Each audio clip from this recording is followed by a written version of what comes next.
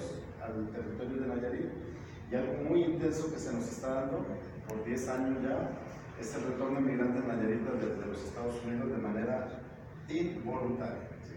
Entonces, en esto va a girar mi presentación, para que nos llevemos muy claros estas seis dimensiones cuando menos, y que las tengamos siempre en mente para la conversación, para un diálogo. Ese sería mi objetivo de presentarles a ustedes, pues más que conferencia, esta charla, este intercambio.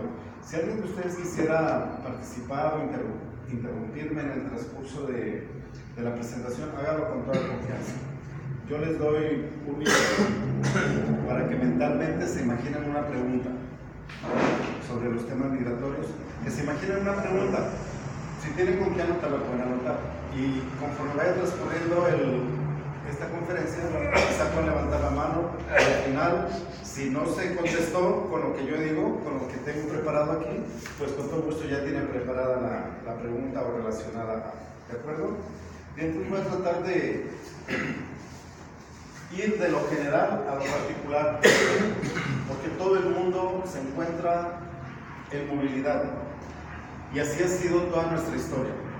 Por eso tenemos lo que tenemos en cuestiones de sangre, de aspecto racial, de conocimientos, de interacción con otras culturas, por la movilidad de la gente.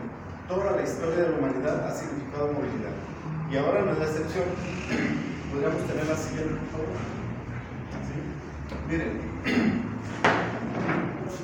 de acuerdo al último reporte de la Organización Internacional de Migraciones, existen 258 millones de seres humanos que nacieron en un territorio, en un estado como México, y viven en otro. Pero también tenemos cerca de 1.000 millones de seres humanos que nacimos en un lugar y ahora vivimos en otro, por más de 5 años. Es decir, los movimientos humanos al interior de las fronteras también es 4 veces más intenso que el movimiento internacional, de cómo lo tenemos. ¿Sí? Tenemos diferentes sistemas: mujeres, niños, refugiados, estudiantes y migrantes. No todo es trabajadores migrantes. Tenemos una gran variedad. Los países a donde más llegan los migrantes, en 2013 tenemos aquí, para los Estados Unidos era más intenso. Para el 2000 teníamos 35 millones, para 2013 tenemos ya 46, para 2018 ya tenemos que estar aumentándole otros 4 o 5 millones que no pagan la migración hacia los Estados Unidos. Otro corredor turístico muy interesante es de Rusia a Ucrania, Alemania a Polonia, Arabia Saudita y de todos los países del Medio Oriente, Inglaterra de sus colonias principalmente, Emiratos Árabes Unidos, Canadá, Australia, de todo el mundo, son países multiculturales, ¿no? Francia y España, principalmente el Mediterráneo y sus colonias. Adelante. Ahora vayamos muy en específico sobre los mexicanos. Llegamos a un tope máximo de 11.9 o 12 millones de mexicanos en Estados Unidos que nacieron en México. Es decir, 10% de nuestra población vive en Estados Unidos. ¿Sí? Esto es lo que significa más o menos la tasa cero, ¿verdad? 11.8, 11.5, tenemos casi menos 300,000 aquí, y podemos tener otros menos 100,000 o 200,000 a 2018. ¿Por qué? Porque con tanto arremetimiento mediático y seguridad de la frontera, sí siguió yendo la gente, pero a partir de 2007, con la crisis económica, financiera y inmobiliaria de Estados Unidos, como que ya hay una estabilidad, ¿verdad? Y el presidente Calderón declaró que había una tasa cero de migración, es decir, que se empataban los que iban y los que deportaban en un periodo largo de tiempo, ¿no? Desde 2007 hasta 2012 él declaraba esto. Sí es cierto, pero la migración no ha parado. La migración de mexicanos hacia Estados Unidos no ha parado. Y sí, yo tengo mis dudas, vamos a ver algunas estadísticas, que ha sido más intensa la deportación y el retorno de mexicanos que de los que se han ido. ¿Sí? Vamos a ver unas gráficas aquí. Dice, bueno, ahí está lo mexicano. ¿Por qué entonces dicen que 35 millones de mexicanos, 36 millones? Hay mucho problema para platicar de esto, ¿verdad?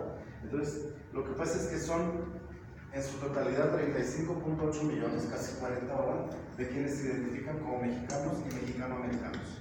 Es decir, que hay de segunda generación que nacieron allá y de tercera generación.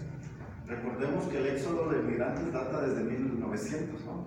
Ya en la última década de Porfirio Díaz, cuando había muchísimo arremetimiento en contra de propietarios de tierras, etc. Se había agotado el sistema de Porfirio Díaz.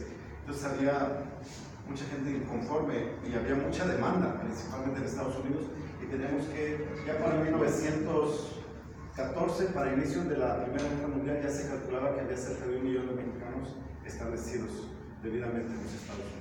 Adelante, por favor. Aquí tenemos, ¿no?, el desglose de 33.5, 21.8 que son descendientes y realmente 11.4 de mexicanos que nacieron en Estados Unidos. Se dice que 70% casi son indocumentados y 30% tienen documentos. Estas, a ver, no le entiendo bien aquí pero lo que pasa es que son 12 millones de mexicanos, vamos a decirlo así, 6 millones sí tienen documentos y 6 son indocumentados, ¿sí? De este es 11.4 o 12 millones. Y aquí el 72% de estos 6 millones que tienen ciudadanía o residencia, ¿sí? De los 6 millones que sí tienen documentos. No todos son ciudadanos americanos. La mayoría son hombres todavía, de los que viven allá. Y estos son los principales estados en donde se concentran los mexicanos en Estados Unidos. ¿Sí? Está bien, la siguiente. Es que es todo lo que se puede hablar. Ah, correcto. Tenemos también la condición de la actividad de los migrantes en Estados Unidos. Esto es una cifra de la Fundación BBVA Bancomer. Creo que en las notas de la diapositiva puede estar la fuente. La Fundación BBVA Bancomer saca un anuario de migración y remesas de mexicanos en Estados Unidos y siempre tiene temáticas diferentes cada año, ¿sí? La población económicamente activa en los Estados Unidos también tiene que ver de los 16 años a los 65. ¿Sí? La gente que por ley ya puede trabajar. De ellos, vean, también tenemos desempleados permanentemente. ¿Sí? En 2008 al 2012 tuvimos tasas de desempleo con la gente indocumentada en algunas ciudades hasta el 30%. Por eso es que la gente mexicana trabajadora mejor se regresaba voluntariamente. O sea, pues, ¿qué estoy haciendo acá? Si ya no tengo empleo, si ya no tengo horas extras, si ya se me disminuyeron a 20 horas mi jornada de 40 horas, ya no se podían mantener allá con toda la familia. Por eso es que regresaron también voluntariamente, no ocuparon el proceso de deportación. ¿Sí? Aquí tenemos, ¿sí?, muy poca población dependiente, ¿no? Menor de 16 años y mayor de 65 años sin pensión también. La siguiente, por favor. ¿En qué sectores trabajaban o siguen trabajando los mexicanos en Estados Unidos? Para quienes pues no somos economistas a veces, ¿verdad? El sector primario siempre se refiere al sector agrícola ganadero, ¿sí? En general. El secundario con la transformación, minería, fábricas, etcétera, y el terciario con los servicios. Si se fijan, ya hay un cambio gradual por los patrones migratorios también que hay, ¿no? De los 80s, que se empezaron a ir jóvenes ya con educación preparatoria, carrera trunca, etcétera, y así se fueron acumulando muchas mujeres a partir de los 80 y que se han insertado en los servicios. ¿Sí? Siempre muy selectivo el personal que trabaja en Estados Unidos. Desde la agricultura, pues ¿qué quieren? Hombres de los 18, 20 años, casi atléticos, con mucha energía, que pueden subir, bajar escaleras, que pueden andar agachados todo el día, etc. En la costura, mujeres delgadas, con buena vista, ¿sí? Y en los servicios, jóvenes de buen aspecto físico también, ¿sí? Entonces, aparte de la educación que ya llevaban bastantes mexicanos que emigraban, recuerden que desde la secundaria nosotros ya teníamos, en mi secundaria, ya tengo 50 años, los 3 años ya llevé inglés. Mis 3 años de bachillerato de Conalep también ya llevaba clases de inglés. Entonces, al momento que se me puso ir a Estados Unidos, yo ya masticaba unas cuantas palabras en inglés. Aparte, soy hijo de migrantes. de bracero y que ya nos había enseñado 20, 30 palabras a todos sus hijos, incluidas las malas palabras. Entonces, así somos millones de mexicanos que estaban masticando un poco de inglés y para a los servicios en la década de 1990 en adelante. Se fijan, no hay un cambio así muy gradual, muy brusco, salvo servicios y servicios, ¿sí? Que es lo que le ha comido un poco a la manufactura. ¿Por qué? Porque la manufactura se movió a China, se movió a la frontera, se movió a Vietnam, se movió a Indonesia. Entonces como que fueron cerrando muchos edificios, principalmente de costura, en los Estados Unidos, en la armadura de juguetes, los medicamentos, mucho de esta productividad se fue a China y se vino a México con el Tratado de Libre Comercio posterior. Adelante, la siguiente.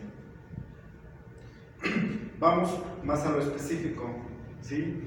Nayarit siempre se ha mantenido en un cuarto y quinto lugar nacional en términos de movilidad humana hacia los Estados Unidos. Si se fijan, el porcentaje de la población residente en Estados Unidos comparada con la de Nayarit, en el 2005 no llegábamos al millón, ahora ya tenemos el 1.188.000 de acuerdo a la encuesta del INEGI de 2015 de población. Ya tenemos casi 1.200.000 habitantes en Nayarit. Entonces estos porcentajes no se han movido mucho. Nayarit está dentro de los 5 estados con más intensa movilidad hacia Estados Unidos, emigración internacional, en términos comparados con la población. Esta es información de mi tesis de doctorado, no tengo la fuente en la parte de abajo, pero le comenté a Tonatio que se queda esta presentación en su computadora por si alguien desea tener estas láminas con toda confianza, se las dejo. La siguiente, por favor. Según nuestros cálculos, ¿verdad? Población del estado de Nayarit hasta 2008, nayaritas y sus descendientes en Estados Unidos, emigración nueva hacia Estados Unidos y la total de la población nayarita. Hay varios discursos, ¿sí? Hay discursos del gobernador, hay discursos de los líderes migrantes, hay discursos de los medios de comunicación, pero no lo podemos estar presentando así nomás, por lo tanto siempre tenemos que partir de la estadística formal del INEGI, de la CONAP. El discurso es otra cosa y eso es lo que está en estas gráficas, en estas tablas, ¿sí? A mí me ha tocado estar allá haciendo estudios junto con estudiantes, haciendo encuestas, entrevistas, y nos damos cuenta a través de los códigos postales donde vive la gente, qué hacen, etcétera, y viendo los eventos, sobre todo los eventos masivos de las ferias de Zacatecas, de Jalisco, de Michoacán y de los nayaritas en California, nos damos cuenta que a pesar de la población que nos duplican, incluso Jalisco nos quintuplica la población, aquí no nos quintuplica la población en California. Los zacatecanos tampoco, los michoacanos, jaliscienses, sí hacen sus ferias, hacen sus eventos, pero yo no he visto que ninguna luzca tanto como las últimas 10 de los nayaritas en California, ¿sí? Está al nivel de organización y con mucho más asistentes. Sábado y domingo que se organizan en distintos foros, ya tiene 4 años que se organiza en Pico Rivera, en un lugar emblemático de Los Ángeles para la comunidad hispana, latina, y estamos calculando que asisten entre 10 y 15.000 personas sábado y otras 10, 15.000 el domingo, dependiendo del fin de semana, cómo los agarren, el clima, etcétera, en estas ferias. Por lo tanto, ningún otro estado tiene estas estadísticas de asistentes a sus ferias como tienen los nayaritas. Y ahorita vamos a ver por qué. La siguiente, por favor. Los nayaritas en su mayoría están en California. Vean la totalidad de un año de matrículas consulares que se emitieron en todos los Estados Unidos. En 2015, casi 10.000 se solicitaron en California. Si comparamos en porcentajes con los siguientes estados donde hay concentración de nayaritas, vean Nevada, donde están Las Vegas, Texas, Oregon y Colorado. No llegan ni al 10%, ¿verdad? En esos mismos términos están. La siguiente, por favor. Sí, señor. Disculpe, en esa gráfica entonces usted trae los datos nada más de los que tienen matrícula consular, los ilegales que pasan por ahí y no se registran por ahí. Es que la mayoría que tiene matrícula consular es sin documentado y la sacan como un medio de identificación y de supervivencia y de funcionalidad en Estados Unidos porque no tienen residencia, no tienen tarjeta de residente y no podían antes sacar licencia, ahora ya pueden. Pero la mayoría que va y saca la matrícula, la mayoría es mujer y el siguiente número son hombres que no pudieron sacar la credencial de lector aquí para identificarse o que la perdieron en el camino.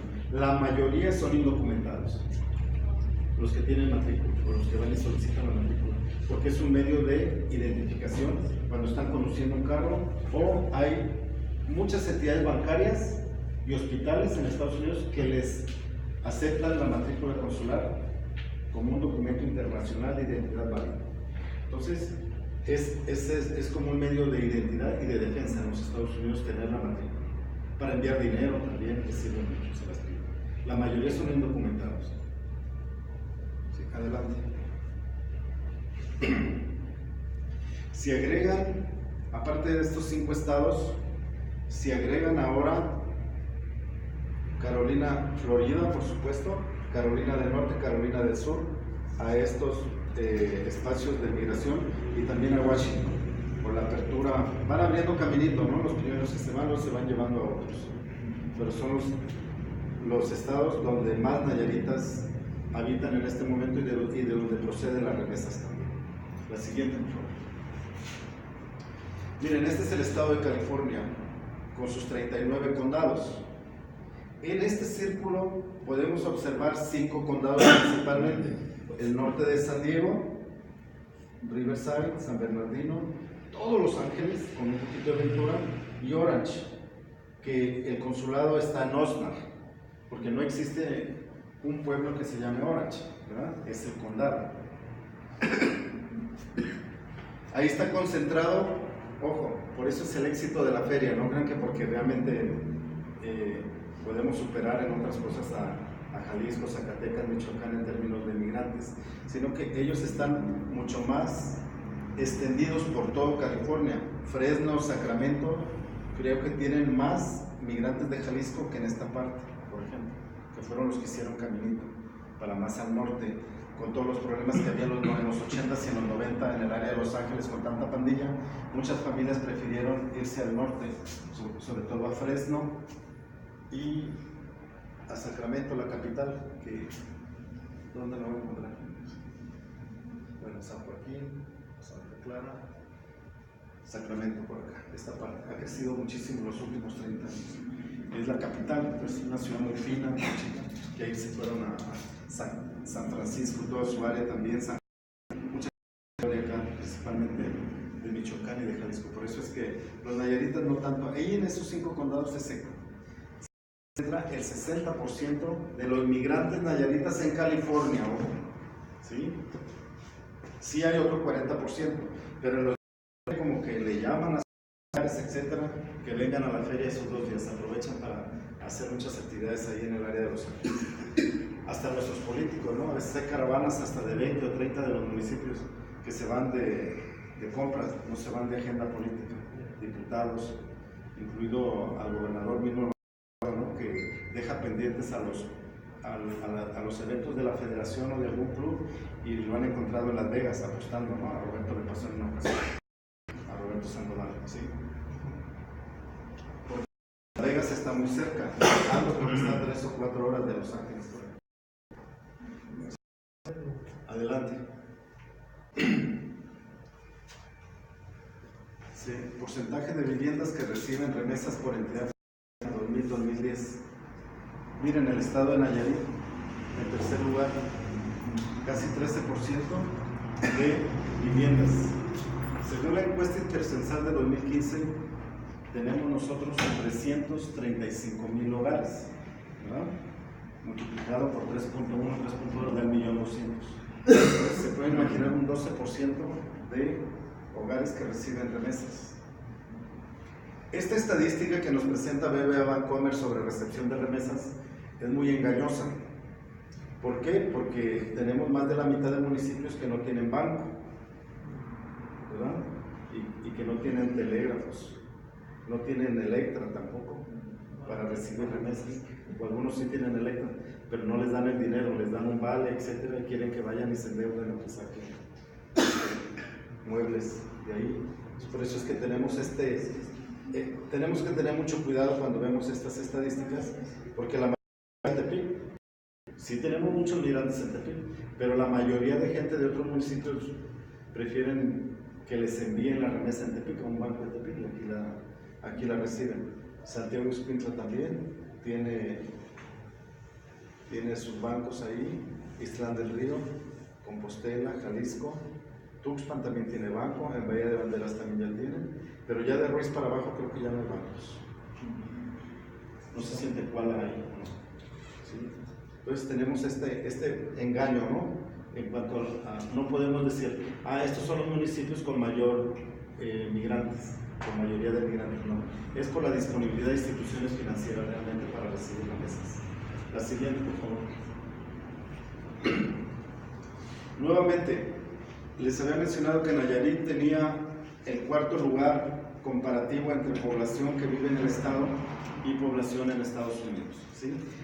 Y la dependencia de las remesas en el estado de Nayarit es casi 4% del PIB del estado, ¿sí? Por eso es que 2007-2008, cuando bajan las remesas de 26,000 millones de dólares, que bajan como un 20% inmediatamente en 2008, Nayarit resiente, porque está recibiendo entre $1 millón y $1.200.000 diarios de remesas. Así se calculaba, 389 millones, 400 millones, deja de recibir por abajo del $1 millón diario en remesas, ¿sí? Y por eso es que la economía y las cadenas productivas también se llegaron a contraer.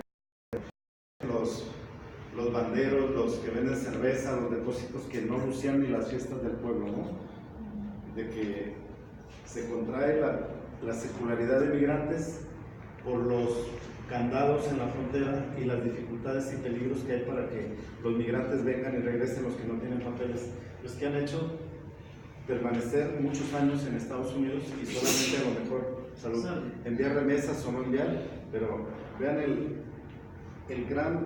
la gran dependencia que tenemos en sexto lugar. Michoacán primero, Guerrero segundo, tercero Oaxaca, cuarto Zacatecas, quinto Guanajuato, sexto Nayarit. Y aquí tenemos Morelos, Tlaxcala, Puebla y Durango.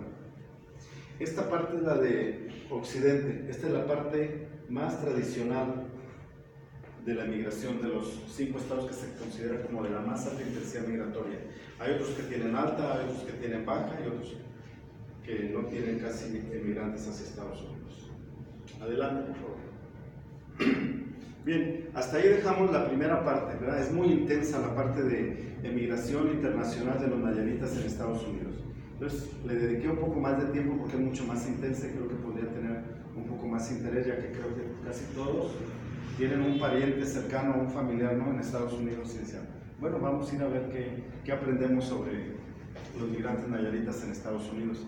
Pero también tenemos una cuestión muy intensa de migración interestatal de México, ¿sí? ¿Y a qué nos vamos a referir? INEGI dice que cuando una persona en un lugar le dice que ya tiene 5 años ahí, pero que no nació ahí, es cuando lo registran como migrante. Antes no, es como una metodología muy válida, por cierto, aunque hay gente que va y viene, ¿no? En 5 años va y viene a 2 o 3 lugares, pero si no está estable 5 años al momento del censo, no se contabiliza. Por eso es que pueden estar un poco más infladas las estadísticas que vamos a presentar a continuación. Se calcula que vive un 24% de población que nació en otra entidad federativa y Bahía de Banderas llega hasta 38 o 40%.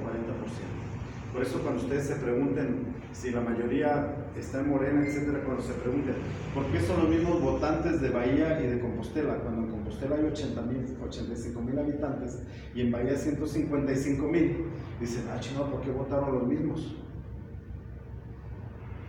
Sí se han hecho a lo mejor ese cuestionamiento cuando ven estadísticas de cuánta gente vota en los 2 distritos de Bahía, sobre todo ahora en 2017, y en el distrito de Compostela. Es esta situación, mucha gente llega y no cambia su credencial, a mucha gente está desarraigada de su municipio, de sus políticos, pues no le interesa votar. Entonces, por ahí hay una gran oportunidad de trabajo que tenemos que hacer, sobre todo para la cuestión de este resquebrajamiento social que se observa en Bahía y que puede repercutir en las mismas circunstancias en Compostela, con un crecimiento intenso que se está dando en el municipio de Compostela, con gente que llega de otros estados. ¿Sí? La siguiente, por favor. Miren, en 2010, los que llegaron, yo creo que con estos números que les mencionaba del INEGI, sobrepasa los 4 millones de mexicanos que se van a otro estado.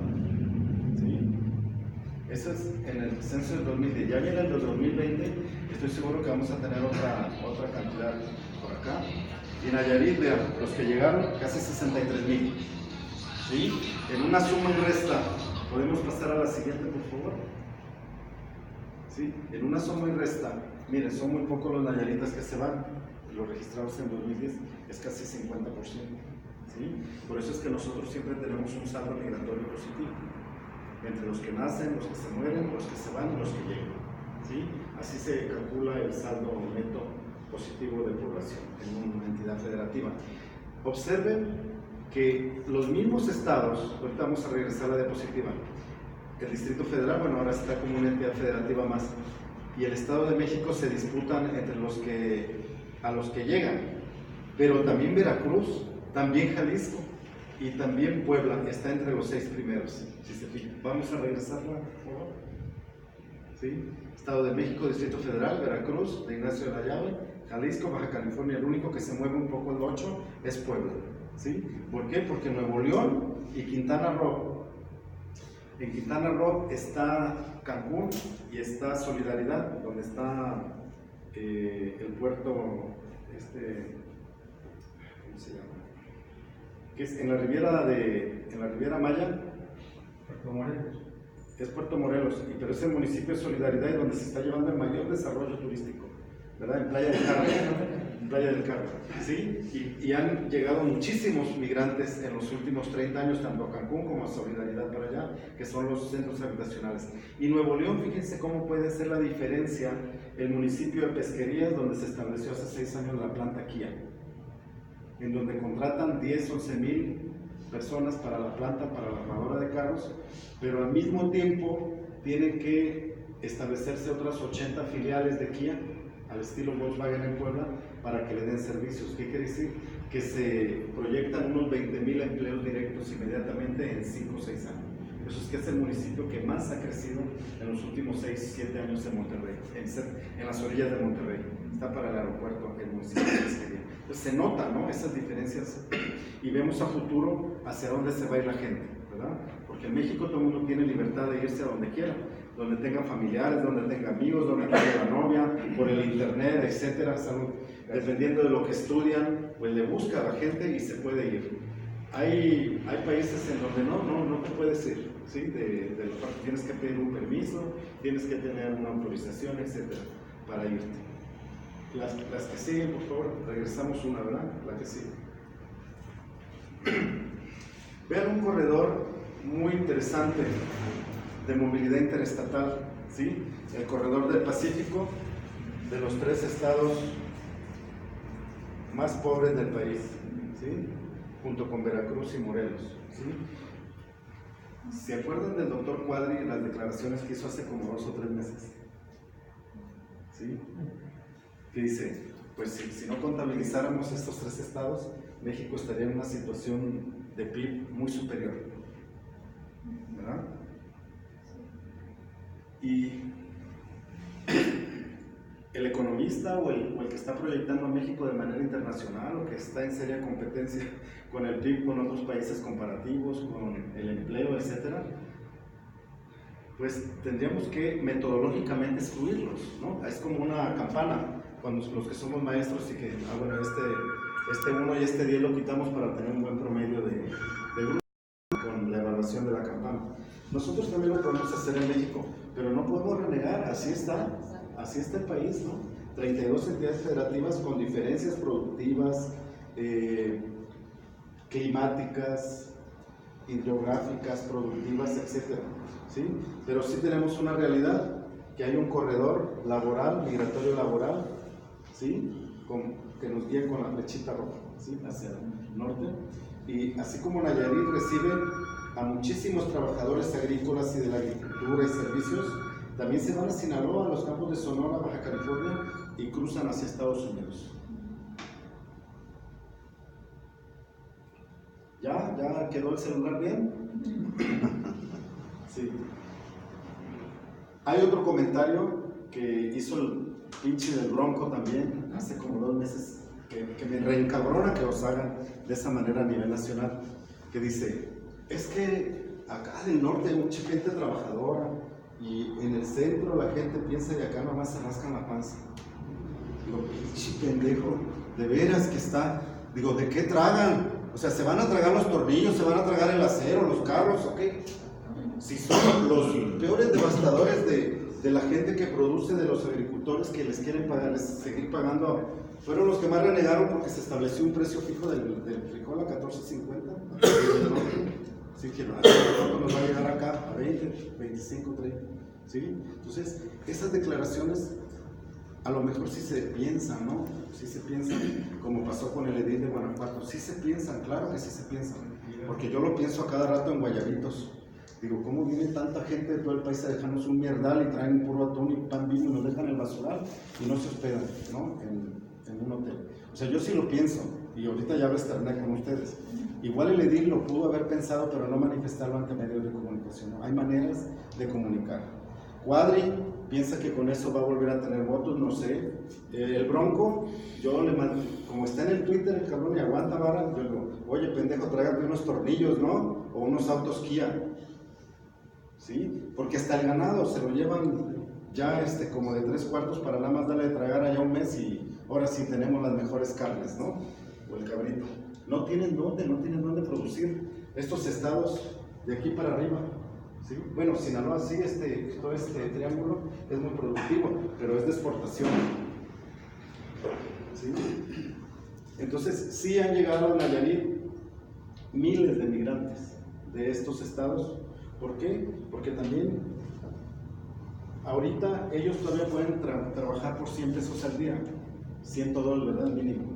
Pero si vienen a Nayarit, cualquier chaval gana 200 pesos, 250, y eso les gusta mucho. ¿Sí? ¿Y qué hacen? Pues ya no se van, se traen a su familia, y aunque sea debajo de árboles y techitos de lámina de cartón, se quedan, se unen, empiezan a comprar terrenos sin servicios, etcétera, pero se quedan porque se quedan.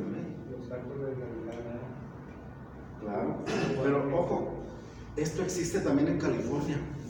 ¿Sí? Estas barracas debajo de los árboles, debajo del bosque, con techitos verdes, etcétera, existen también en todos los campos de California porque a la gente no le alcanza para pagar un departamento digno, y ahí se hacinan 10, 12 y se protegen, etcétera, tipo ferrocarrileros a finales del siglo XIX en Estados Unidos, ¿sí? Y algunos tienen papeles también, ¿sí? Es lo mismo. Por eso es que ¿no? Bastantes migrantes de Chiapas, Guerrero y Jalisco. La siguiente, por favor. Estos son algunos de las actividades que se dedican, que vienen a trabajar, ¿no? Desde la construcción, la agricultura, la fruticultura, el café, y después, pues si los muchachos van a la preparatoria aquí, aprenden inglés, aprenden a ser trabajadores del sector turismo, pues aquí se quedan, ¿sí? Independientemente que ganen el salario mínimo aquí, todos estos empresarios, yo no quiero denominarles de otra manera, no dejan casi nada al país. Tienen sus aerolíneas, tienen su todo incluido, no sale el turismo de aquí, y a la gente de aquí les pagan 102 pesos al día, y por la propina la gente es la más amable del mundo. Pues sí, si no le tienes la sobrecongelada 8 o 10 horas, pues no te va a dar propina. Aquí la gente en Bahía de Banderas, casi 35,000 a 40,000 gentes trabajan en el sector servicios turísticos. El 80% gana el salario mínimo. Imagínense qué beneficios sociales, qué bienestar social va a tener al final de su retiro. Porque con las propinas no pagan seguridad social, ¿sí? No pagan al IMSS, no pagan Afore, y así como están las Afores de altas y bajas, dice que perdemos a cada 4 meses, no sé qué vamos a terminar con las pensiones, ¿sí? Estos son los cultivos más interesantes con más intensidad mano de obra. Un comentario de eso. Sí. Yo tengo varios conocidos y amigas que estudiaron licenciatura en turismo y aún así no les pagan bien, o sea, algo justo que deberían de ganar en los hoteles, pues les pagan. Yo pienso que están dentro del 20% que dice usted, que no ganan el salario mínimo, ganan un poco más, pero no lo justo, lo que se debería de ganar. Sí. Yo quería hacer un comentario parecido al de Chava. Tengo una inquietud porque tengo un conocido que, un poquito desmenuzándola y contextualizando, este muchacho es pues, de un estrato social, digámoslo,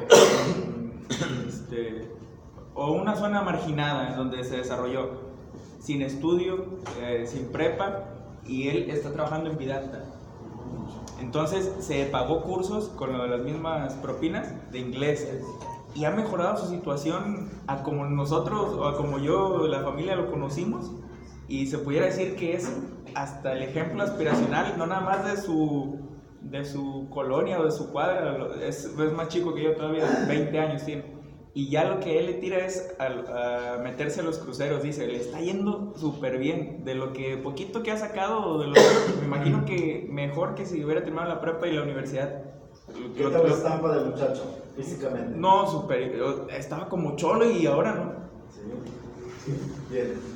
Aparte que quiere modelos, le fue bien, la industria, o sea, casi hombres y mujeres, de buen ver, etcétera, y que hablen idiomas, que dominen computación, que tengan buenas relaciones con sus compañeros, trabajan en equipo, o sea, les piden muchos requisitos. Los trabajadores, por ejemplo, de recepción y cajas de recepción, teléfonos, que pueden ganar como 200 pesos, 250 al día, sí es cierto, en algunos hoteles más que otros, porque hay temporadas que se crean a los trabajadores, ¿no? Y hay temporadas que los corren a todos porque tienen contratos. Y se va al turismo internacional, en Semana Santa y Pascua se va al turismo internacional, viene el nacional a saturar las playas 2 semanas y después se deprime mayo, junio, agosto, en el verano se sube un poquito lo que pasó otra vez con el turismo mexicano, pero esta zona pues es de mucho riesgo, de mucha lluvia, hay días enteros que no hay sol, etcétera, ¿no? Estos 60 días del verano. Y luego viene septiembre, salvo el fin de semana del 15, viene octubre, otro fin de semana con Día de Muertos, y hasta noviembre tiene que esperar la gente que debe Infonavit, debe carros, debe esto, debe lo otro, hasta noviembre tiene que empezar a esperar la expectativa de que se les congele otra vez en el norte todo, para que haya una buena temporada de noviembre a marzo, más o menos 5 meses de temporada alta de turismo internacional, que le deja buenas propinas. Las camaristas, tengo una hermana que es supervisora en uno de estos hoteles por 15 años en Vallarta, dice que las camaristas no quieren ni descansar estos 5 meses, porque un día de descanso significa renunciar a 25 o 30 dólares de propina, porque les dan 14 habitaciones que limpiar, o de salida, turismo internacional. Dice que estos días son 20, 25 hasta 30 dólares de propina en un solo día. Entonces dice que ni siquiera quieren descansar esos 5 meses, ¿sí? Entonces se pueden imaginar la dependencia de propinas. Aparte les quitan $1 o 2 a cada cliente para jinetearle las propinas a los trabajadores y hacerles ver que una semana les dan sueldo quincenal y otra semana reciben propinas. O sea, casi ya se adueñaron hasta de las propinas, ¿sí? Los pobres cantineros y meseros ahí tienen, a veces sí les permiten tener una jarra de vidrio para que les echen más propina a la gente, pero pues ya me cobraron la propina desde Canadá, pues les cobran $1 o 2 por día y ahí se la distribuyen casi a todo el personal que gana el salario mínimo, ¿sí? Entonces, digo, es una quimera el desarrollo turístico de Nuevo Vallarta y Punta Emita y todo lo que viene de Riviera Nayarit, con las empresas extranjeras de todo incluido, que ya tienen sus aerolíneas, sus agencias de viajes, y aquí cuando mucho, ni siquiera el IVA pagan porque diario están en reconstrucción, no pagan IVA. El 2-3% de servicios turísticos que se cobra, el impuesto especial, ahí lo andan jineteando para entregárselo a la sociedad de hoteles y moteles del estado. le deben al seguro, le deben a Hacienda, le deben a todo el mundo, ¿sí? ¿Por qué? Porque todo el dinero queda allá, nada más mandan los 100 pesitos de salario semanal para sus trabajadores. Es todo incluido, perdón, no sale la gente, se pasa empedándose ahí con cerveza y tequila corriente, con hamburguesas, papas fritas, en los snack bar, en lo todo incluido. No salen a probar siquiera un taco, una torta a los alrededores, entonces la industria gastronómica alrededor está totalmente destruida, no florece. En toda la parte nueva, Vallarta, Lucerías, Punta de Mita, y eso va a suceder en Litigú, eso va a suceder en Monteón de Compostela, y eso va a suceder en Canova. Exactamente, viene copiándose el modelo. ¿Sí? Vamos a continuar porque creo que tenemos los tiempos así para participación de ustedes. ¿Sí? Esta es una parte de migración intermunicipal, les decía también en Nayarit. Vamos a cambiar. Si se fijan, no son los estados alrededor, salvo Jalisco, que se ha establecido mucho viviendo en Nuevo Vallarta por la facilidad de vivienda, pero en general no son estos estados los que vienen. Pero sí hay una gran movilidad intermunicipal también en el estado de Nayarit. ¿Sí? Hay 4 municipios que están creciendo, no sé si se pueden imaginar, ya mencioné Bahía, ya mencioné Compostela, Tepic y Jalisco también son municipios en crecimiento. Hay 14 municipios en estabilidad, pero hay 2 municipios con poblacional, ¿sí? Que están en peligro de seguir disminuyendo. Y ahora con los problemas de Huila, casi estoy seguro que se va a notar más en el censo de 2020 estos municipios que afectó, de que mucha gente se salió. ¿Sí? Guajicori. El Nayar, fíjense, sorpresivamente tiene una explosión demográfica muy alta en Nayar, en términos de población, de crecimiento poblacional, 6%. ¿Sí? Adelante, la siguiente. Vamos con la siguiente dimensión, Nayarit como territorio de paso de migrantes. Esta es como la ficha roja, ¿no? del mapa de riesgos de los migrantes, pero si se fijan también está el tren que cruza por Nayarit, estación Islán, Tepic, Ruiz, ¿sí? Son 3 estaciones, y los migrantes es muy para ellos, ¿sí? Así como nos avisan en Tepic que viene lleno para que les completemos bolsita de naranja, agua, etcétera, cuando teníamos hasta 400 personas por aquí nos avisaban de Islán, pero también había denuncias en Islán que ahí había una bola de sicarios que les estaban extorsionando. ¿Sí? Entonces, forma parte de las rutas de migración Nayarit. ¿Sí? Muy intenso, por muchos años. Nayarit es territorio de paso de migrantes del mundo. No nada más son centroamericanos, también aquí se tuvieron africanos y asiáticos. Ahorita vamos a ver algunas estadísticas. Adelante, por favor. Estas son las rutas del camión. ¿Sí? Perdón, ferroviario también. Ya está más específica las rutas ferroviarias que se utilizan para migrantes. En 3-4 años, cuando se firmó el plan Puebla-Panamá y el plan Mérida con Estados Unidos, aquí es donde se puso toda la autoridad mexicana en esta parte, y pues era imposible detener los flujos migratorios. ¿Qué hacían? 13 descarrilamientos del tren. Cuando no descarrilaban un vagón, 2, tronaban las vías para que no hubiera paso del tren. ¿Sí? Entonces, ¿qué empezó a hacer la gente? Los coyotes profesionales, bueno, empiezan a tomar las carreteras, ¿sí? Y el tren del Pacífico también. Muy intenso, les decía, de 13, 15 noches que dábamos bolsitas, en 2011, 12, hubo temporadas que teníamos que juntar 450 de saturado por acá. Pero era una estrategia gubernamental que correspondía a los intereses de Estados Unidos por la cuestión del plan Mérida, que aquí querían hacer todo el atajo. Y ahora que el discurso de Trump quiere reactivar el plan Mérida, ya que no le está funcionando el Triángulo Norte, la ayuda acá, ya amenazó con suspenderla, no hay ningún documento todavía. El Salvador, Honduras y Guatemala no se han podido establecer las políticas públicas y programas que eviten la emigración. Y ahora, para evitar tanta muerte, tanta extorsión, tantos desaparecidos, que han hecho últimamente, pues vienen en caravanas, que es menos peligroso que si se vienen de manera individual. Y aquí está la parte medular, en donde México supuestamente tiene que detenerlos a todos.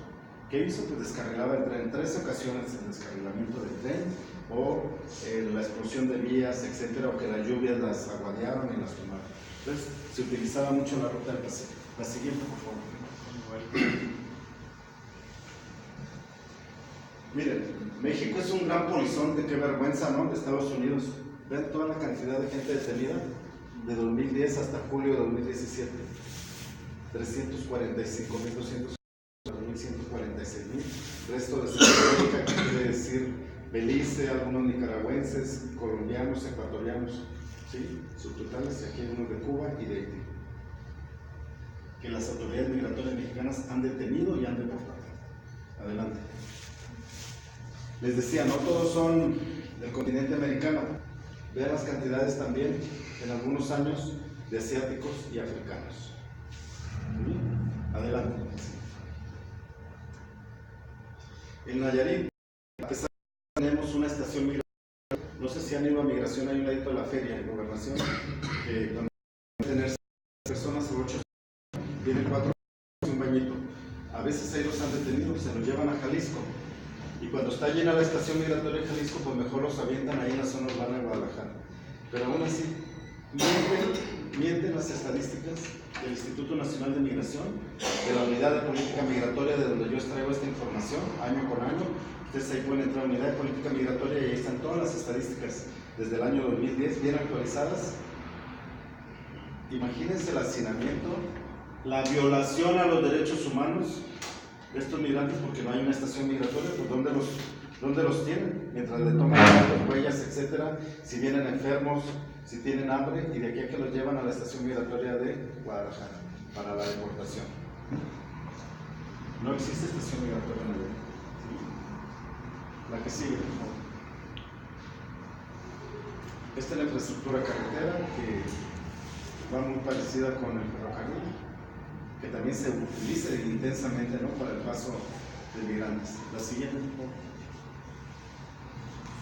Vamos a otro tema. Ya llevamos 4, rapidito, ¿verdad? Nos acordamos: migración internacional de Nayaritas hacia Estados Unidos, migración interestatal, migración municipal y Nayaritas extranjeros de paso por Nayarit. Ya vamos casi terminando. ¿Vamos viendo, Mateo? Sí. Ellos tienen la culpa por llegar tarde. ¿Sí? Adelante, sin problema. Bien, miren, tenemos en México, comparado con otros países tan prominentes, México es un país prominente en el mundo, es una potencia mediana. Siempre estamos en el lugar 10, 12, 15, hay veces que en el primer lugar, ¿no? Como pasó con la selección mexicana de los Juegos Olímpicos de Londres, ¿verdad?, que gana el primer lugar. Tiene Miss Universos, tiene campeones olímpicos, etcétera, ¿no? Tiene mucho territorio, tiene mucha población, es atractivo turístico, tiene mucho petróleo, etcétera. Pero en términos migratorios, México es uno de los países que tiene una política migratoria más excluyente del mundo. Y en donde no era atractivo para los extranjeros venir a México, es la realidad también. Por lo tanto, tenemos 1% de población extranjera. Le acaba de retomar Marcelo Ebrard a Trump, no sé si hoy o ayer, que dice: no tenemos por qué pelearnos. 1.6 millones de norteamericanos han escogido México para vivir. ¿Por qué nos vamos a pelear? Bueno, anda un poco mal el canciller en estadística, ¿sí? La encuesta intercensal marca 1%, porque tenemos, yo en mis reflexiones finales concluyo que no tenemos que casarnos con una idea exacta de las estadísticas migratorias, ni de los censos, ni de las encuestas. Son ideas que tenemos cercanas y apego a la realidad.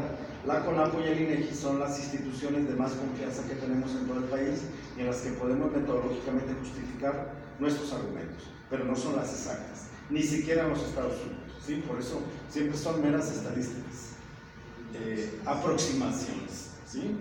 1% en todo el país. Bueno, pues Nayarit es 1% de la población en el país. Queremos pensar que también pueden haber como 11,000 extranjeros. Son 789 hoteles. De estos, muchos son de marca extranjera, que tienen a sus ejecutivos y a sus trabajadores, a su chef y animación y recepción extranjeros, con su idioma que han traído también. También hay industria minera, agrícola, ganadera y educativa en Nayarit, que tiene extranjeros aquí. Tenemos los snowbirds, son los viejitos canadienses y americanos que le huyen al frío, que le huyen al invierno y ya están jubilados y pueden sostener su casa allá y venirse 3, 4, 5, 6 meses acá, a las costas nayaritas. Ustedes habrían de ir a Guayabitos, La Peñita, de diciembre a marzo, y es una belleza ver la temporada alta. Les ha salvado la temporada baja a los hoteleros de Guayabitos, La Peñita, de tantos canadienses y americanos jubilados que hay, hasta por 6 meses han comprado propiedades. Pero también se valen sus casas rodantes. Sí, los motorhomes, hay varios trailer parks, ¿no? Por todo el Pacífico. Cónyuges extranjeras, esta deportación masiva de nayaritas de Estados Unidos, vinieron muchos cónyuges extranjeros y extranjeras, y menores nacidos en otros países, como en Estados Unidos, 14.500. Se calcula que vinieron 3 millones de turistas a Nayarit en 2017. ¿Cuántos extranjeros se nos quedaron por aquí? Entre mexicanos y extranjeros. Aquí les decía, tiene una cuestión metodológica muy rara el INEGI, y la encuesta intercensal y las cifras de Marcelo Ebrard, de que hay 700,000 menores nacidos en Estados Unidos y que los padres trajeron con ellos, con estas olas masivas de deportación voluntaria e involuntaria. Y en la tarjeta del INEGI, cuando tomaron el censo, decía, ¿nació en México? Sí, no. ¿En qué país nació? En Estados Unidos. Y muchos, como ya estaban aquí, los padres tuvieron temor a decir que su hijo nació en Estados Unidos y lo pasaron en el censo como que nacieron aquí, ya que viven aquí. Y son como 750,000 menores en todo el país, ¿sí? O más. Entonces, desde ahí hay una confusión. Otro es que hay más de 100,000 mexicanos que ya están jubilados y que no les alcanza el dinero para allá, o que tienen propiedades aquí y familia aquí, que ya se han regresado a morir aquí, ¿sí? Entonces, esa es otra parte, y muchos ya se ostentan como que traen la ciudadanía norteamericana, traen pasaporte norteamericano, pero nacieron en... Pero digo, es una exageración las estadísticas, ¿sí? La siguiente, por favor. Esto está extraído de la Unidad de Política Migratoria. Cualquiera de ustedes puede ingresar a la Unidad de Política Migratoria y ahí ven todas las estadísticas de extranjeros y trato que se vean los extranjeros. En Nayarit, de 2014 a 2018, aquí tenemos las estadísticas, ¿sí? Renovación de tarjetas de residente temporal y emisión de tarjetas de residencia nuevas en el estado de Nayarit. Aquí están todos los trabajadores extranjeros y uno que otro estudiante que están en Nayarit, que han venido a Nayarit y que cada año tienen que renovar sus tarjetas y se emiten nuevas. Principalmente canadienses y norteamericanos que ya viven acá, que tienen propiedad. Tenemos muchos cubanos desde más de 20 años. A mí me sorprendió mucho la cantidad de argentinos que tenemos aquí, a los que se les ha emitido tarjeta. Pues venezolanos no, porque ya tienen 10 años renegando de su gobierno. Españoles, franceses, ingleses, italianos, porque tienen propiedades hoteleras. Entonces se asume que están renovando legalmente sus documentos. Y los chinos. ¿Se acuerdan que hubo una temporada hace como 3 o 4 años que cada mes estaban abriendo restaurantes chinos por todo el estado? ¿Sí?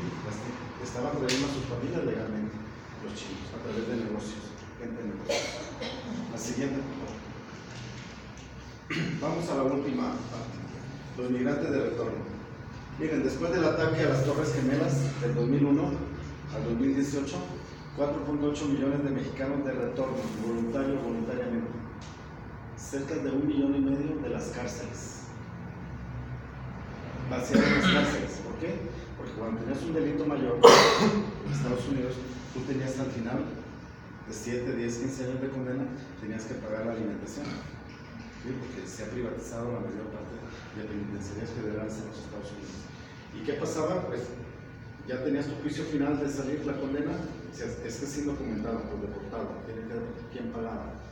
Entonces ahora, cuando mucho 3 meses, es indocumentado, deporten lo mejor para que lo vamos a mantener aquí 10, 15 años, a menos que fuera a hacer cadena perpetua o pena de muerte, pues sí se detiene ya, pero si no, si saben que en 15, 20 años va a salir, de acuerdo a su edad, mejor los deportan. Por eso tanto problema que se exacerbó en El Salvador con la mala salvatrucha. Todos estos niños que se los llevaron sus padres de 2 o 3 años, que se hicieron pandilleros por supervivencia, por la coyuntura, la mayoría tenían antecedentes penales, entonces ya no podían renovar sus documentos. Cualquier delito menor que cometían, los deportaban. ¿Sí? Por eso es que se refortalecieron y se reestructuraron las pandillas en El Salvador, en Honduras, en Guatemala, en Nicaragua, con métodos de supervivencia también, no es fortuito. ¿Sí? Menores binacionales, es todo un rollo para tramitar la CURP y la acta de nacimiento binacional y costoso. Hay retos en las escuelas de educación básica y hay procesos de reincorporación social y económica. Nosotros quizá en Tepic no lo vemos mucho, pero hay otros municipios que sí. Nos decía el ingeniero Carrillo Santana que en Santa María no había tanto problema porque había una planta agrícola ahí que estaba absorbiendo mucha mano de obra de todos los migrantes de retorno y que diario estaban necesitando 200 o 300 gentes más. ¿Sí? Yo no sé si en Santa María del Oro les pasa igual con los jitomatitos, en Compostela, allá por Borgollón o en Santiago, que estén utilizando muchísima mano de obra intensa de la gente que regresa, entonces no tienen problema para trabajar. Otros se han ido a Bahía, Compostela, saben inglés, vienen hablando muy bien inglés y los quieren allá en la industria hotelera. Tenemos muchos problemas de salud pública y drogadicción. La mayoría del 1,5 millones de gente que estaba en cárceles en Estados Unidos trae problemas de adicciones. ¿Sí? ¿Y qué hacen también aquí? No se readaptan. Estaban acostumbrados a ganar $200-300 al día. ¿Y qué vienen aquí a ganar? $200-300 al día.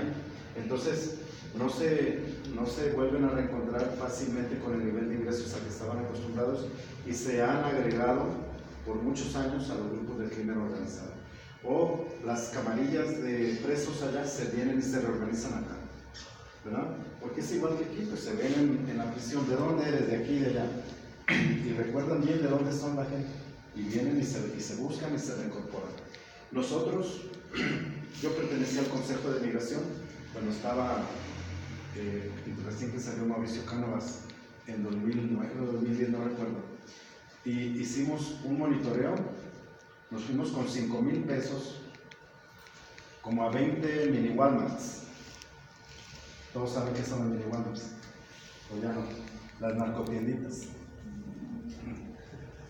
Y casi en todas nos encontramos, porque no estamos prejuiciados, pero gente tatuada y con acento así como de retorno de migrante, ¿no? Con palabras que el parqueadero, cosas que uno las puede identificar. Uno va con mucha experiencia ya en el tema migratorio y casi en todas encontramos gente que venía como de allá, ¿sí? Y se había incorporado a todas las tiendas. Esta cuestión de tasa cero y no migración. Bueno, las estadísticas de 2050, de 2000 y 2010 de CONAPO, decía que no se iba a detener el proceso migratorio de mexicanos a Estados Unidos y que en 2050 iba a haber 20 millones o 25 millones de mexicanos en Estados Unidos. Pues nadie previó la crisis de 2007-2008 y a partir de ahí es que no se cumplen estas estadísticas. Podemos ir a la siguiente. Miren, estadísticas de la unidad de migración, estadísticas de Homeland Security de Estados Unidos, ¿sí? Vamos a irnos allá al año 2011, ¿sí? 405, miren, coincide, ¿verdad? Aquí, el registro de México, pero los estadounidenses dicen que no, que casi regresaron 500,000. Otra vez, 2012, 359, ahí coincide, 369, y acá es 435. ¿Sí? 2013, 452. ¿Por qué hay esta ligera y notable diferencia? Es que Estados Unidos marca eventos, no marca personas. Y en general es 1.5 las veces en que un migrante indocumentado es detenido en la frontera y deportado. ¿Sí? Entonces, esa es la diferencia que marcan las estadísticas.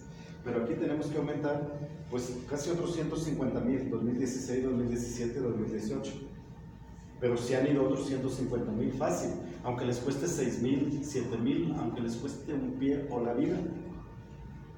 Estamos totalmente conscientes que los migrantes nayaritas que quieren trabajar allá y tienen quien les financie, se van a ir, nada les va a detener. Tengo un tío que se vino de allá, duró como 15 años allá en Estados Unidos no se adaptó aquí, duró 5 años. Mis primos también no se adaptaron y querían regresar. Mi tío está allá ahorita, ya está trabajando, pero van 4 veces que lo intentan y no han podido. De esas 4 veces les han cobrado $8,000 por pasarlo, pero hasta que no la última vez hace días un primo ya estaba en Estados Unidos y lo detuvieron y lo deportaron otra vez, ya anda aquí en Tepic.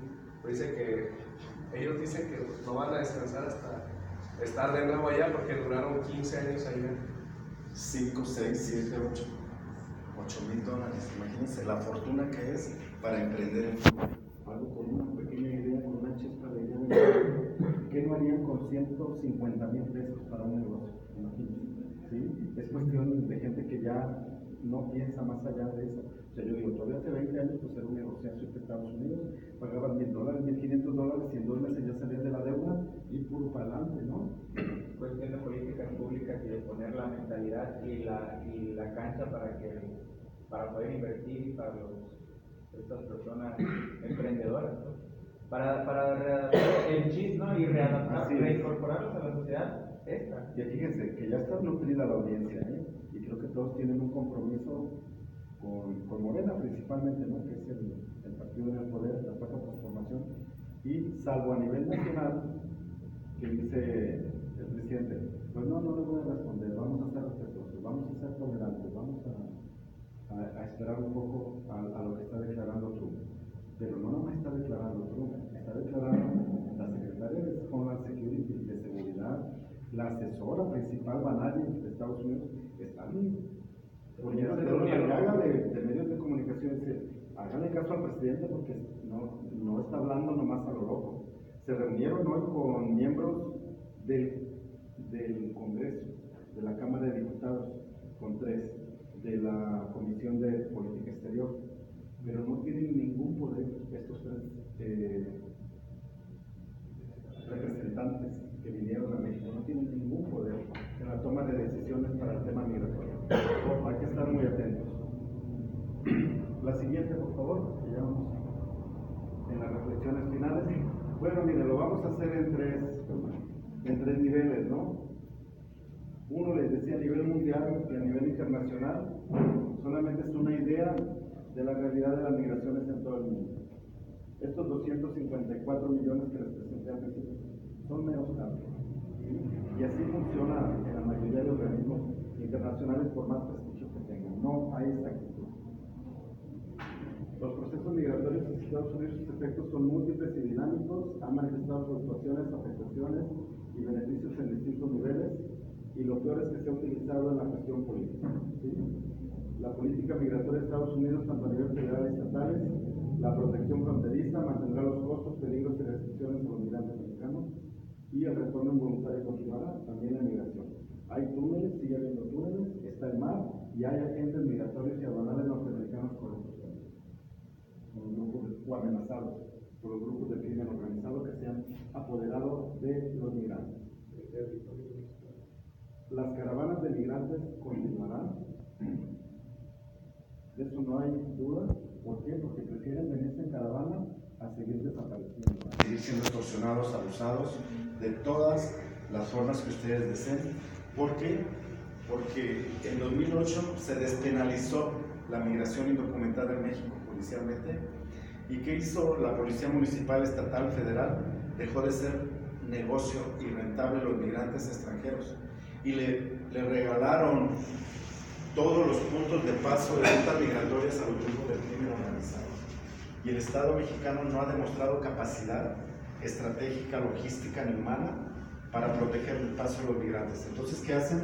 Los migrantes están más allá de los estados, de las políticas estatales, pues se organizan en caravanas. Estas caravanas del año pasado que se juntaron con el huracán Huila no son las únicas. Ya había habido 7 u 8 caravanas antes, en años anteriores, ¿sí? No eran nuevas, pero van a continuar. Se calcula que están acusando a Honduras, a Guatemala, a El Salvador, que no están haciendo nada para desactivar, para desincentivar las caravanas. Sí. ¿Qué hay de cierto que esas caravanas se puedan financiar? ¿O están siendo financiadas? Mire, yo participé en programas de televisión y de radio durante lo grueso de las caravanas y porque la gente no quería cooperar nada, ¿no? Para prevenirnos. A mí me llamó muchísimo la atención el nivel de organización que traían, la comunicación, los agentes de comunicación, la organización que traían y de control. Traían liderazgos internos muy fuertes, que a mí me llamó muchísimo la atención. Si ya quisiéramos nosotros organizarnos de alguna manera para ese tipo de caravanas. Venían muy bien organizadas, había dinero, había logística desde sus países de origen para traerlos en camiones y concentrarlos y partir. Había logística para la alimentación, había logística para las tarjetas humanitarias. Me tocó ver, y a todos les ha de haber tocado ver a nivel nacional, que tenían a 7 migrantes en una camioneta que se los quería llevar a trabajar por un día. No sé en qué televisora, porque casi no veo la noticia, pero en esos días me estaba... Y le llegó un muchachito con clase. No era cualquier migrante. Le dijo, usted viene con la caravana y se la baja, porque si no van a perder todos sus derechos.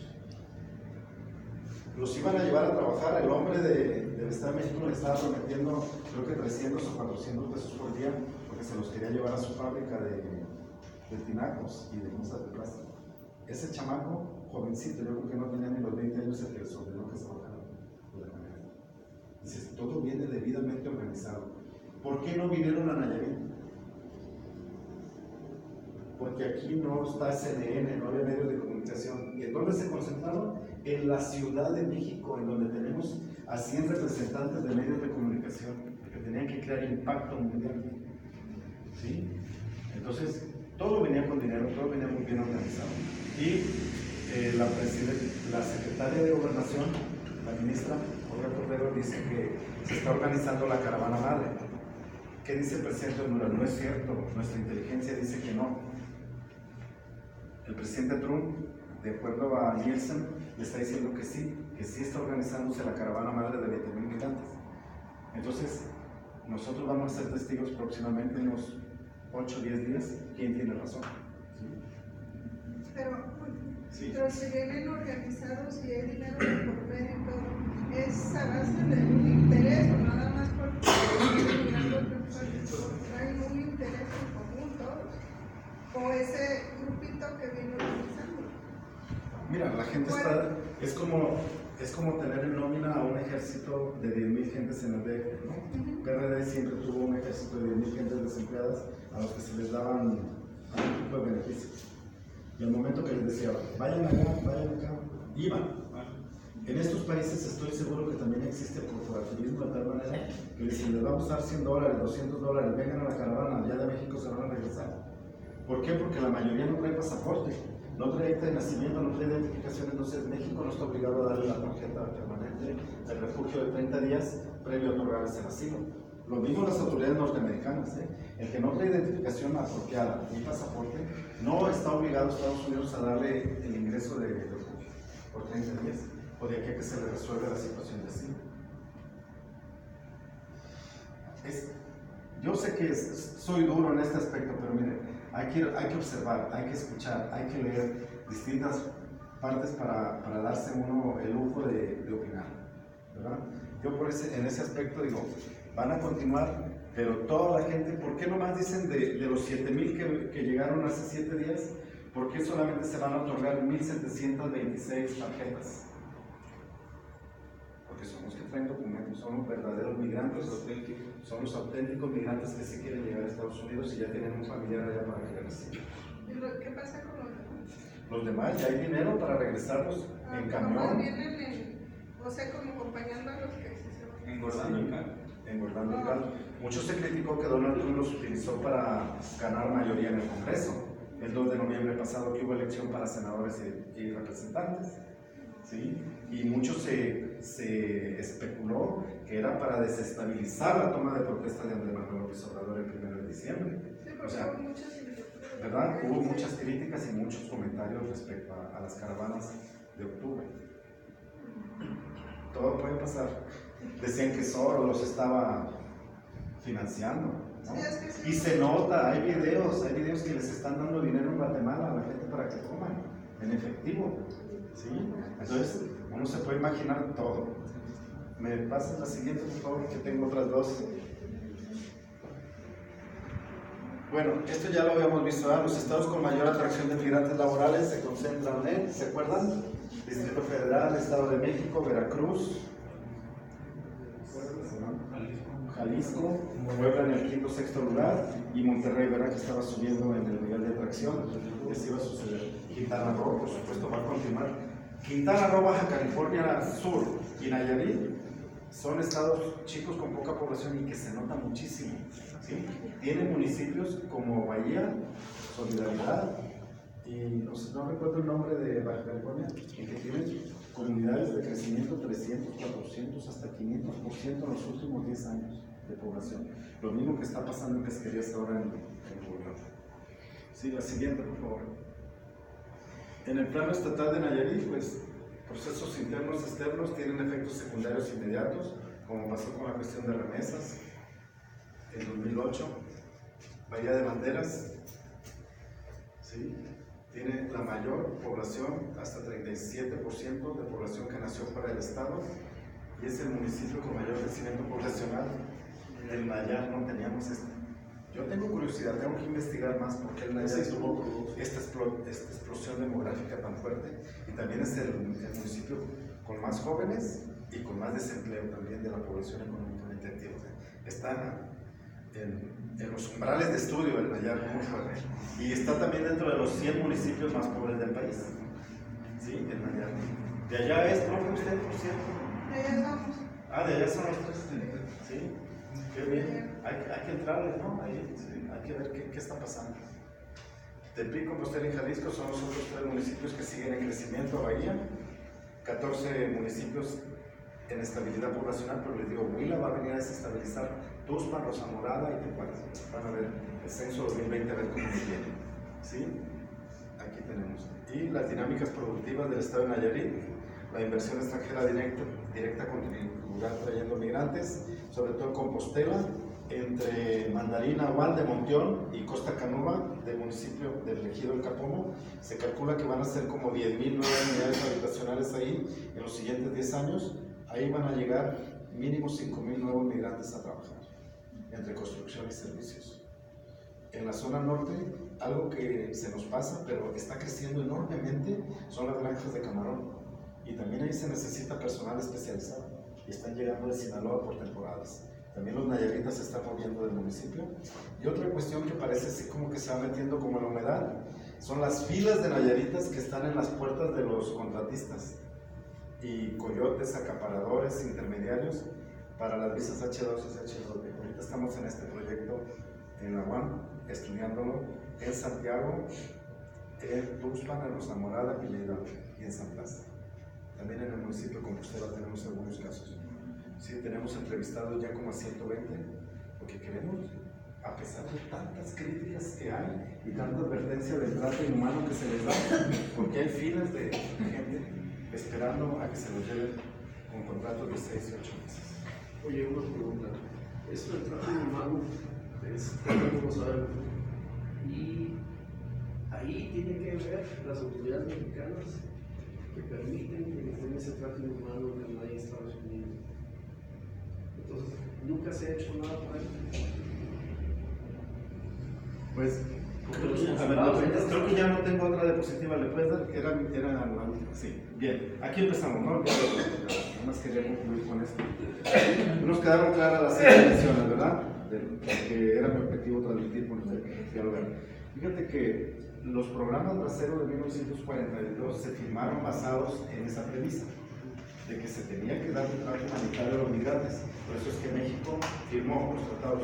Se necesitaba firmarlos, porque fueron aberrantes las condiciones en que deportaron a cerca de 500,000 mexicanos durante la Gran Depresión, de 1929 en adelante. Entonces el gobierno mexicano por primera vez se faja los pantalones y dice, no, vamos a firmar papelitos.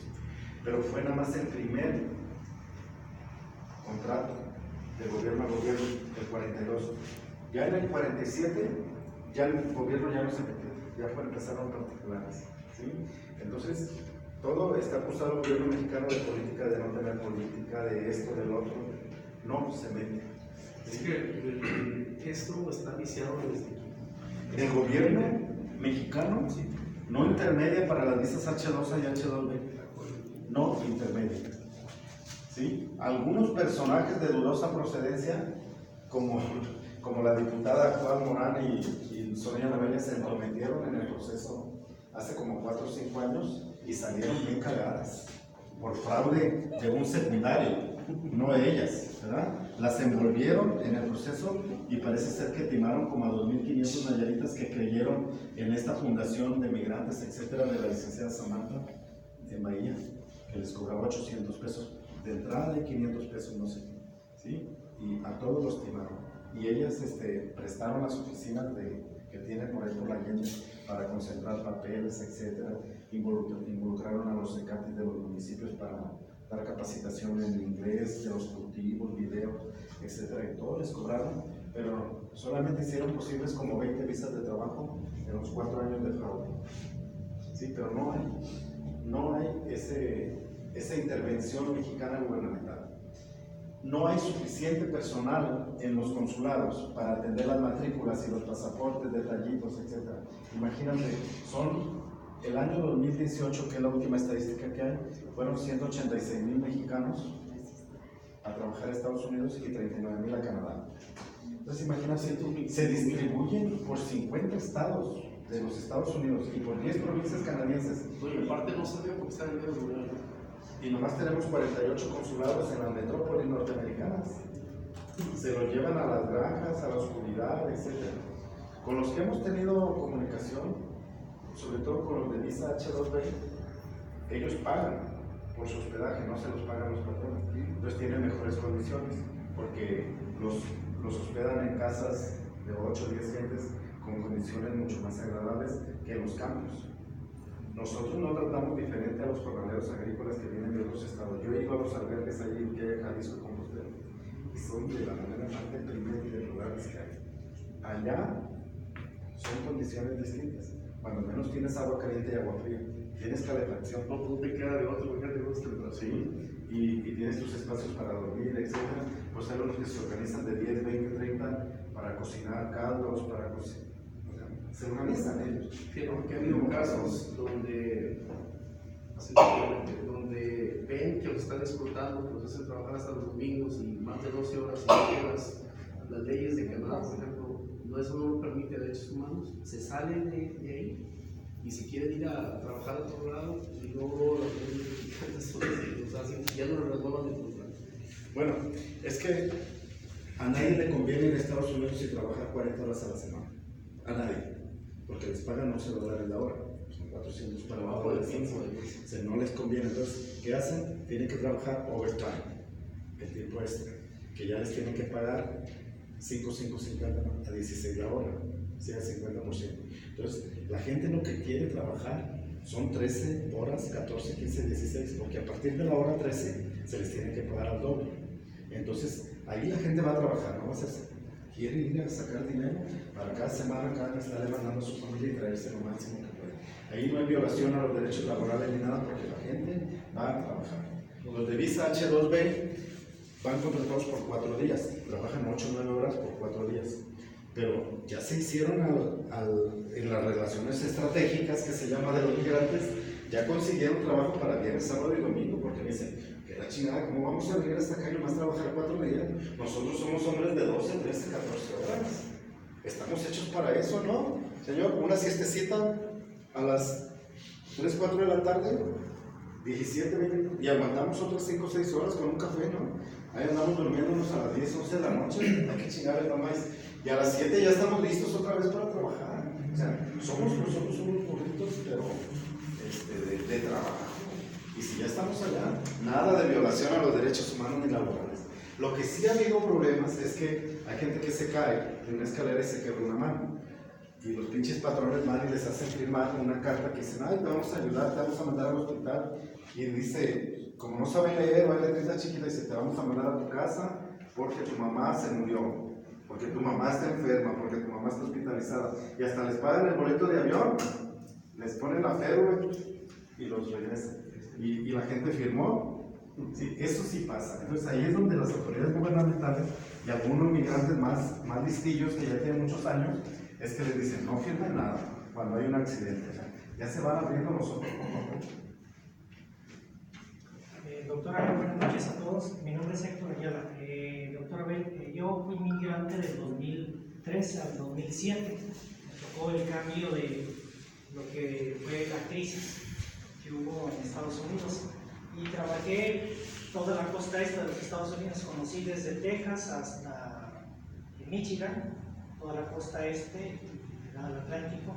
Y trabajé en distintas empresas. Trabajé para Levi's, trabajé para Whirlpool, trabajé para empresas de manufactura de distintas cosas, trabajé en restaurantería también y viajé mucho en empresas, sobre todo de lo que le llaman el roofing, que es techos, donde vivíamos de lunes a viernes en hoteles, y conocí a migrantes de muchos países latinoamericanos, incluso migrantes de la zona del sudeste, también de Japón, de Tailandia, de Filipinas. Conocí migrantes de Serbia, migrantes serbios también, gente de pueblos que venían de guerras. Y bueno, mi experiencia de trabajar en tantos lugares en distintos estados es vivir con cada uno las experiencias de cada país de donde venían. Y bueno, la parte humana de la migración, pues, parte de los números es así como ahorita revivir todo eso que viví en una etapa. Es la parte que no ven, que les toman luego las decisiones. La parte de lo que uno vive, de lo que uno sufre humanamente, con gente desconocida, con sus familias, la lejanía, las ganas de regresar y la dificultad de adaptarse nuevamente al regresar de donde uno se supone que es. Para eso yo creo que digo que me puse una buena vacuna psicológica después de yo regresar de la Escuela de Economía ya titulado, ya yo había trabajado en un banco, de pasar de ser un ejecutivo en aire acondicionado, ir a trabajar con compañeros, a cargar escaleras, A perrearle, a trabajar prácticamente a la costa. Es duro, es difícil moverse y es un choque, pero ayuda mucho. Y regresar y decir, es que nunca voy a ser yo legal en Estados Unidos. Y si voy a regresar a adaptarme a lo que tenga. Y eso yo lo decidí en el 2007. En 2007, porque yo los años anteriores, 2003, 4, 5 y 6, yo iba y trabajaba efectivamente un mínimo de 14 horas al día. Desgraciadamente no lo hacía en la misma empresa, yo lo hacía en 2 empresas. Por la mañana era una maquiladora, por la tarde era un restaurante. Y la industria restaurantera, la industria del esparcimiento y de donde la gente gasta en su tiempo libre es un termómetro muy efectivo para ver cómo anda la economía. Cuando en vez de trabajar 40 horas en un restaurante, yo lograba trabajar hasta 40 horas, empecé a trabajar 15 horas, empecé a ganar menos de $400 a la semana, dije, se acabó esto. Y bueno, pues yo ya venía de una facultad de economía, con análisis, leía muchas cosas. Y mi último trabajo fue con un turco en reparación de casas, que las reparaba y las vendía y estaba en el mercado inmobiliario. Me dijo, ¿sabes qué? En el 2007 esto ya se acabó. Vamos a entrar a una crisis terrible. Y en el 2007 yo me regresé, precisamente ya no regresé. Fue el último año, pero fue mi experiencia y la verdad me interesa mucho su tema. ¿Nos puedes decir tu nombre nuevamente? Héctor Ayala. Muchas gracias, Héctor. Fíjense que a mí se me ha pasado. ¿Terminaste o qué? Sí. A mí se me pasaron hablar de 2 premisas principales, ¿no? Que este curso yo lo doy durante 15 semanas a la maestría de Desarrollo Económico Local, 15 semanas, de 3 horas. ¿Sí? Entonces, imagínense lo fascinado que estoy de estar aquí, lo fascinante que de tener que hacer un resumen, ¿no? de todo lo que enseñamos en estas 15 semanas por 3 horas en este curso de la maestría. Sin embargo, les quiero decir, como el caso de señor Ayala, hay muchos millones de migrantes. ¿Por qué? Porque no son los más pobres de la tierra los que migran. No pueden. Los más pobres de la tierra ni siquiera pueden llevar a sus hijos a la primaria. ¿Sí? Quizá la secundaria den el brinquito. Y el joven que lo logramos empoderar a nivel secundaria, ya no hay quien lo pague. Es el que está destinado a salir a brincar los niveles de pobreza del mundo. Porque ya empiezan a ser más maliciosos, a pensar. por un nivel secundario, empiezan a entender bien la lectura. Entonces, a mí me gustaría que en este país, por ejemplo, ese 89% de niños que tenemos que no logran terminar, que sí logran terminar la primaria, lo eleváramos a un 99%. Y que ese 99% de niños que terminan la primaria, cuando menos el 87, 88% lo lográramos terminar de la secundaria. No es así, se nos va quedando como el 50%. Yo estoy alarmado ahorita en Compostela, porque de 7.900 muchachos que terminaron la secundaria, en el 2014 y 15, solamente 3.500 lograron terminar la prepa. Pues imagínense el desfase que tenemos ahí nomás en Compostela, de niños de secundaria que ya no van al bachillerato. O sea, indicador de permanencia. Pues. Sí, y con estos cabrones hoteleros que ya están excluyendo más trabajadores, es decir, si no tienes prepa no entras, si no masticas el inglés no entras, aunque vayan a barrer. ¿Sí? Pues imagínense las contradicciones que tenemos de desarrollo tanto en Bahía como en Compostela. Y segundo, cuando cae la burbuja inflacionaria en 2007 de financiamiento de casas, 27% de nuestra mano de obra indocumentada mexicana ahí trabajaba 10, 12, 14, 16 horas al día, con mínimos de 20, 22 dólares la hora. Era muchísimo dinero que estaba fluyendo a México. ¿Sí? Y se cae la burbuja inflacionaria, estalla, y lo primero que afecta son a la construcción y toda la industria de casas. Segundo, pues la gente que hace recorta inmediatamente, yo estoy seguro que todos lo han hecho, aunque no sean economistas, que dicen, sí, ya no vamos a ir a la feria este año, no vamos a ir al cine, no vamos a ir a foro, no vamos a ir al casino, no nos vamos a ir a San Blas un fin de semana. Lo primero que recortamos es saliditas en los servicios. Entonces inmediatamente cae el desempleo también en los servicios, en donde vieron, se fueran 64% de la población mexicana se estaba empleando en los servicios ya. Y no suficiente con eso, la gente empieza a comer menos frutas y verduras de calidad, frescas. Pues se viene una decaída también, hasta la agricultura afecta la crisis de 2008 hasta el 2012, que tiene una revolución diferente y se empiezan a terminar las estadísticas de ese. Estas eran dos premisas que me faltaba acotar en la presentación. ¿Hay algún